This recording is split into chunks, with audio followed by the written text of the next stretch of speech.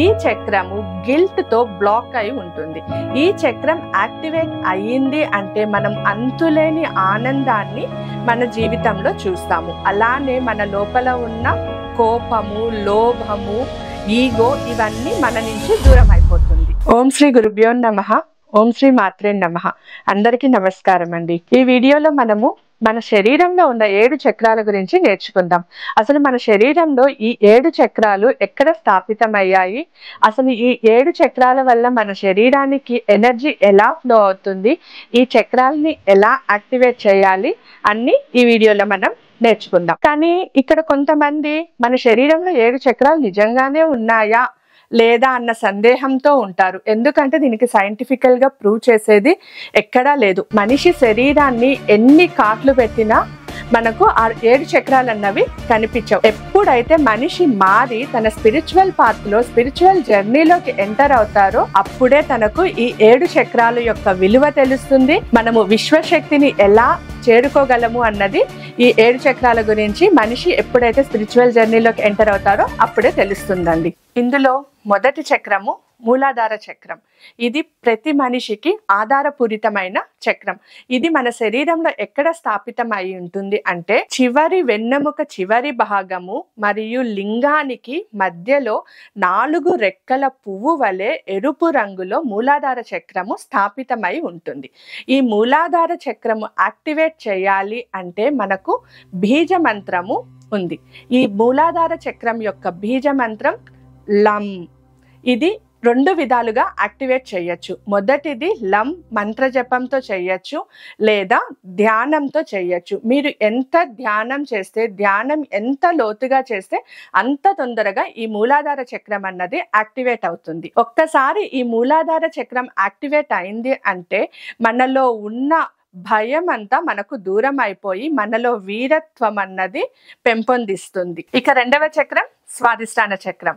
ఇది మూలాధార చక్రానికి 4 అంగుళాల పైన స్వాదిష్టాన చక్రం అన్నది స్థాపితమై ఉంటుంది. ఇది ఆరెంజ్ కలర్ లో ఉంటుంది. ఈ చక్రం 6 రెక్కల పుష్పం వలె చుట్టూ తిరుగుతూ ఉంటుంది. ఈ చక్రం యాక్టివేట్ చేసుకోవాలి అంటే ఈ చక్రం యొక్క బీజ మంత్రం వం.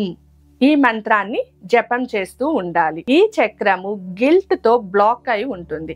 ఈ చక్రం యాక్టివేట్ అయ్యింది అంటే మనం అంతులేని ఆనందాన్ని మన జీవితంలో చూస్తాము. అలానే మన లోపల ఉన్న కోపము, లోభము, ఈగో ఇవన్నీ మన నుంచి దూరం అయిపోతుంది. ఇక మూడవ చక్రము మణిపుర చక్రం.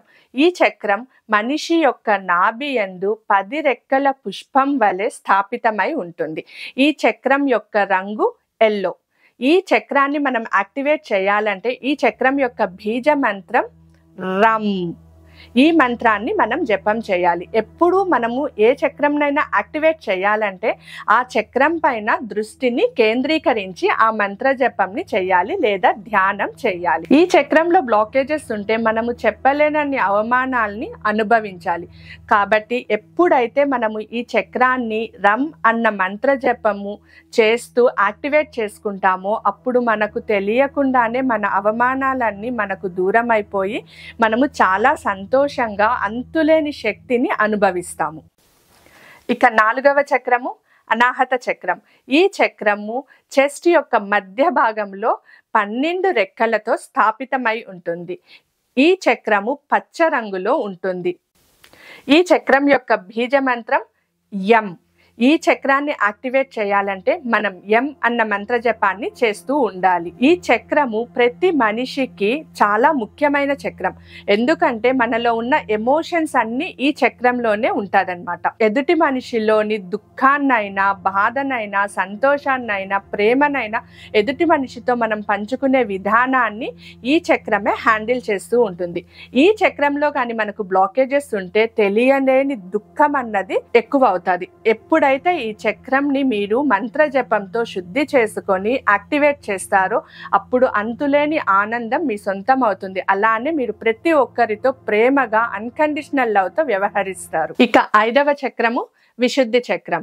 ఈ చక్రం మన కంఠం యొక్క స్థానంలో స్థాపితమై ఉంటుంది.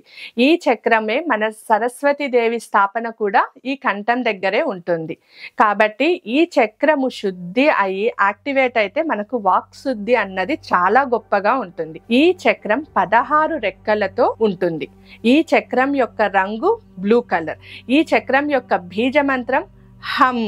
ఎప్పుడైతే మనం ఈ చక్రాన్ని యాక్టివేట్ చేయాలి అని అనుకుంటున్నామో మన ధ్యానాన్ని మొత్తము ఈ కంఠ భాగంలో కేంద్రీకరించి హమ్ అన్న మంత్ర జపాన్ని చేయాలి. ఈ చక్రంలో బ్లాకేజెస్ ఉంటే మనము అబద్ధాలు చెప్పడానికి చాలా అలవాటు పడతాం.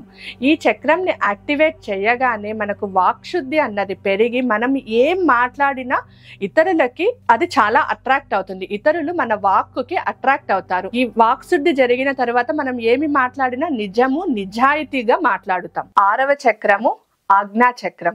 ఇది మన 2 కనుబొమ్మల మధ్యలో ఈ ఆజ్ఞా చక్రం అన్నది స్థాపితమై ఉంటుంది.